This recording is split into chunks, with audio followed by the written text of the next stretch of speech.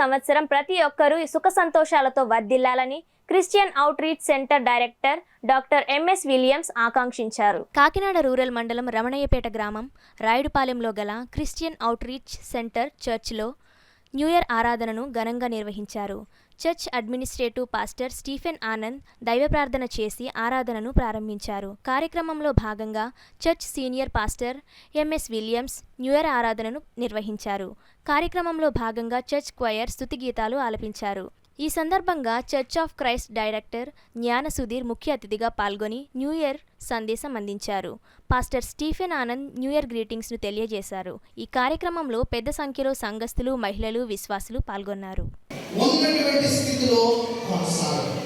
అపవాదితో మనం చేసేటువంటి యుద్ధంలో మనం నిలకడగా ఉండాలి. కాబట్టి ఇదే పత్రికలో పౌలు 15వ అధ్యాయం 58వ వచనంలో మాట్లాడుకుంటున్నాడు.